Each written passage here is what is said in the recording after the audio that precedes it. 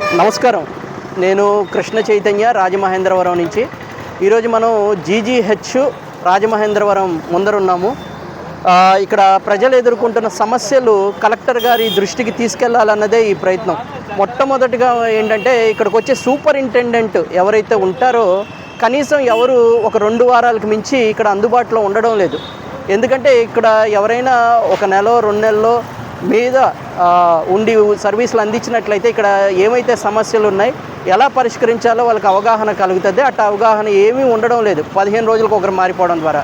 రెండవదిగా ఏంటంటే ఇక్కడికి వచ్చే ప్రజలకి ఎటువంటి వసతులు కూడా సౌలభ్యాలు కూడా జీజీహెచ్ నుంచి అందడం లేదు.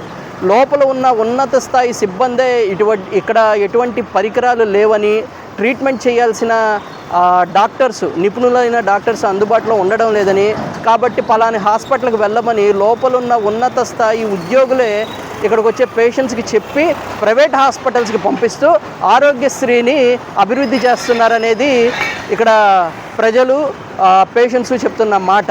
రాజమహేంద్రవరం మున్సిపల్ కార్పొరేషన్ పరిధిలో సుమారు 250 హాస్పిటల్స్ ఉన్నాయి. అసలు టౌన్ ప్లానింగ్ విభాగం వాళ్ళు ఏ హాస్పిటల్కైనా కానీ సెల్లార్ పార్కింగ్ ఇస్తున్నారా? సెల్లార్ పార్కింగ్ లేకుండానే అనుమతులు ఇస్తూ రోడ్ల మీద పెడతా ఉన్నారు.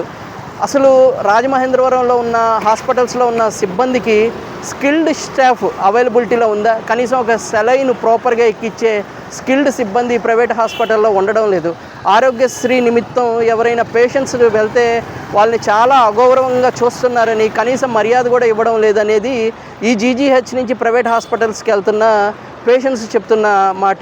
ఇక్కడ ఎటువంటి పరికరాలు లేవని, ఇంకా ఏమైనా పేషెంట్లు మాట్లాడితే తిరిగి వాళ్ళ మీద కేసులు పెట్టడం, దౌర్జన్యాలు చేయడం, ఇటువంటి అన్నీ జరుగుతున్నాయని. కాబట్టి కలెక్టర్ గారు ఈ సూచనలను తమరు పరిశీలించి తగు చర్యలు తీసుకొని వైద్య వ్యవస్థను బాగు చేయాలని మాత్రం కోరుకుంటున్నాను.